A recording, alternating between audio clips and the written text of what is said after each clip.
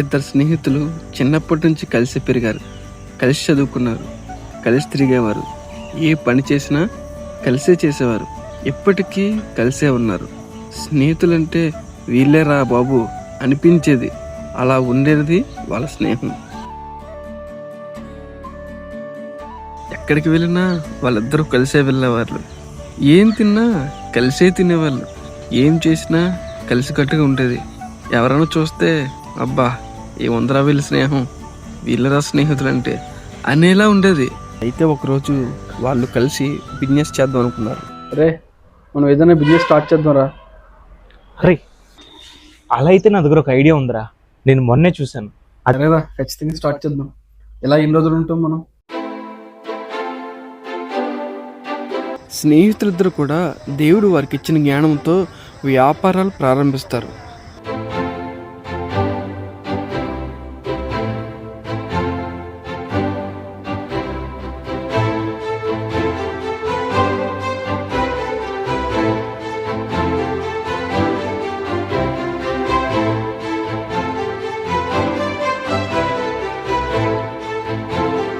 వాళ్ళు ఎంతలా ఎదిగారంటే ఒకప్పుడు బైక్ మీద తిరిగిన వాళ్ళు ఈరోజు కారు మీద తిరిగే స్టేజ్కి వస్తారు. వాళ్ళు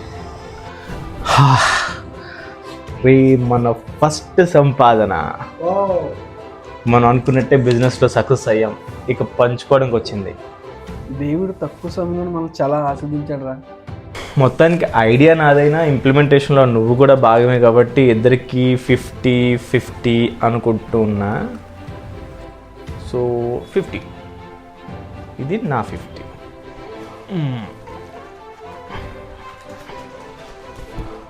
లాభాలు వచ్చిన తర్వాత ఒక స్నేహితుల్లో మార్పు వస్తుంది. దాని ద్వారా వాళ్ళ పార్ట్నర్ విడిచిపెట్టి వెళ్ళిపోయే విధంగా ఆ స్నేహితుడు మారిపోతాడు.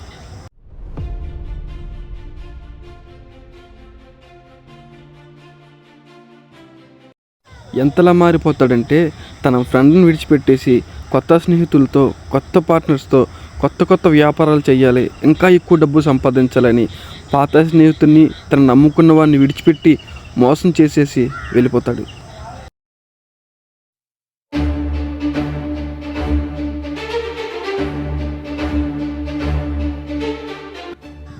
తను ఎంతో నమ్మిన తన స్నేహితుని విడిచిపెట్టి కొత్త పార్ట్నర్స్తో కలిసి తన వ్యాపారాన్ని, తన స్నేహాన్ని కొనసాగిస్తాడు. తను కొత్త పార్ట్నర్స్తో కలిసి చెడు వ్యసనాలకు కూడా బానిసైపోతాడు.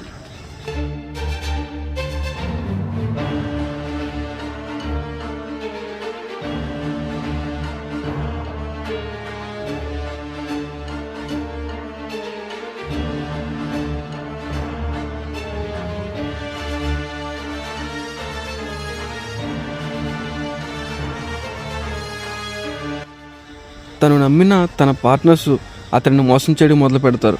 డబ్బుల కోసం అతన్ని భయపెడతారు, బాధ పెడతారు, చివరకు చంపేయడానికి కూడా వెనుకాడరు.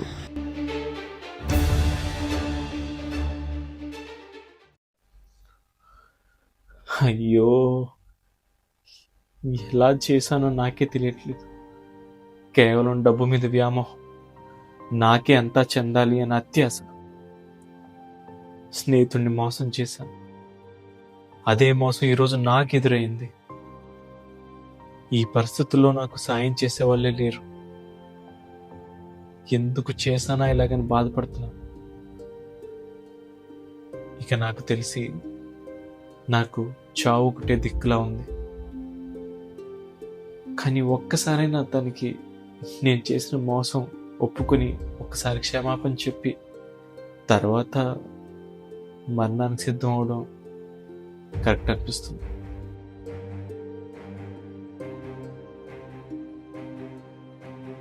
అరే ప్రవీణ్, ఎక్కడున్నారా? చర్చలోరా. చర్చ్లోనా? సరే వస్తున్నా.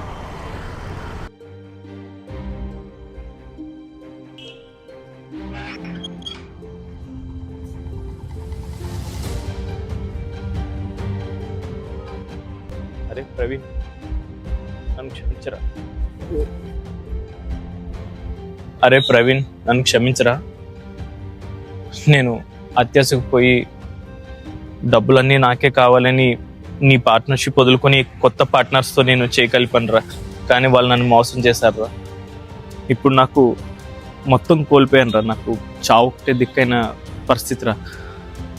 ఇప్పుడు నేను నీ సాయం కోరొచ్చానురా, నాకు నువ్వు తప్ప వేరే దిక్కు కనబట్టలేదు. అరే నువ్వేం బాధపడకరా, నువ్వు వెళ్ళిన దగ్గర నుంచి నీకోసం ఆలోచిస్తాను, ఎలా ఉన్నావా, ఏం చేస్తున్నావా ఏంటని.